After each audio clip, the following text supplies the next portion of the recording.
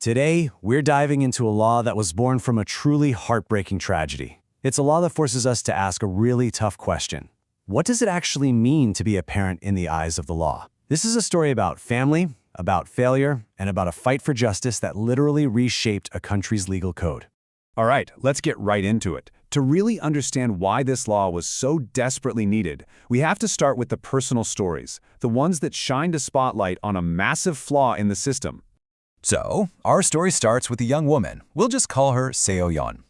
Her entire world was turned upside down when her only brother, who was her whole support system, was tragically killed in a traffic accident.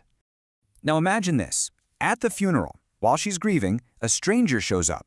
And get this, it was the mother who had walked out on Seo-yeon and her brother when they were just little kids. She'd cut off all contact for 20 years.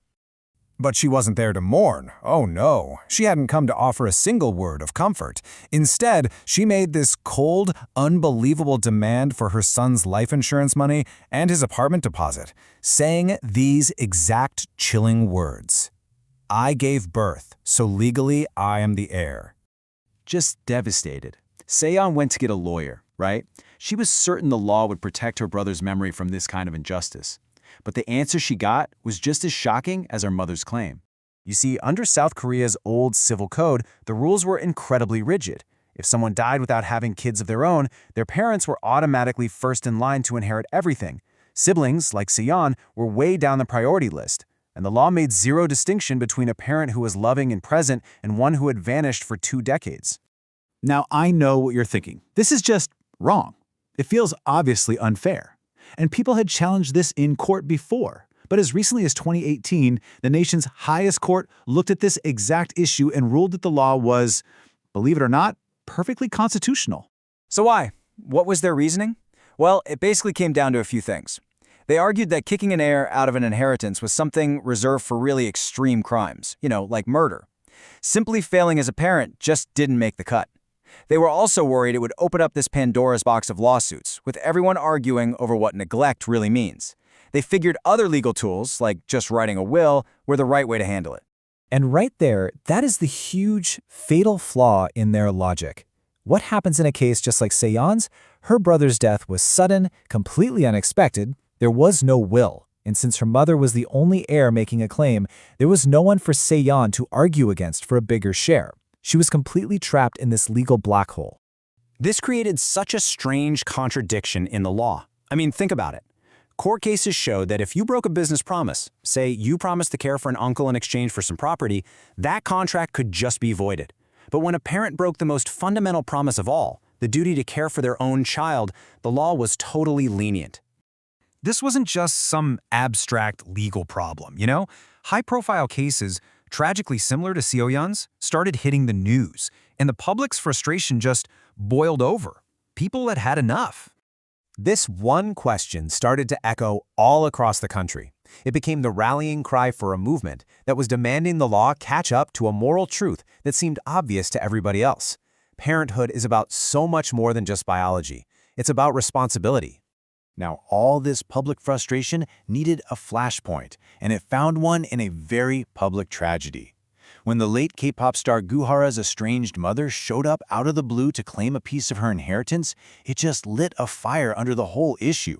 Public outrage was massive, petitions got millions of signatures, and suddenly, lawmakers couldn't ignore the nationwide demand for change anymore. And the result of all that immense public pressure was the Goo Hara Act, a landmark piece of legislation that finally aimed to patch that huge legal loophole we've been talking about. So what is it? Well, named in honor of the late singer, the Goo Hara Act basically created a new path in the legal system. It gives a court the power to do something that was impossible before, to actually strip an heir of their inheritance rights if it can be proven they seriously, gravely, failed in their duty of care. So, here's the bottom line, the most crucial point. For families today who are facing the same unimaginable pain, there is finally a legal weapon. They can now go to court and formally ask for the disqualification of a parent who just walked away from their responsibilities. The law has changed, which is great, but that doesn't mean protection is automatic. So, what does this new legal world actually mean for you and your family? How can you protect yourselves? It really all comes down to 3 key actions. Let's call this your inheritance toolkit. And it's all about preventing these kinds of disputes and protecting the people you love. Okay, first and foremost, you need proof. The burden is on the family to prove that a parent gravely neglected their duty. That means you have to collect everything: old divorce papers, school records, anything showing parental absence, and especially sworn statements from relatives who can testify that they were abandoned. Second, use the contribution system. This is another legal tool that lets family members who gave special care or financial support to the person who passed away claim a bigger slice of the pie. Even if it can't completely get rid of an undeserving parent's claim, it can seriously reduce it. And finally, the most powerful tool of them all: write a will. Look, the courts consistently say that a person has the freedom to decide who gets their assets. A clear, legally valid will that states exactly what you want is the single best way to stop these painful fights before they even start. And this all really brings us to a timeless legal principle. The law gives us tools, but it's on us to actually use them. Being proactive, being informed, and understanding your rights, that's the best insurance policy your family can have.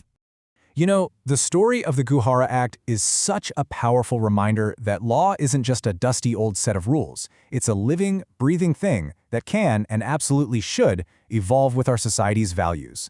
And it leaves us with one last thought. Now that we've had this conversation about family, what's the next conversation we need to have?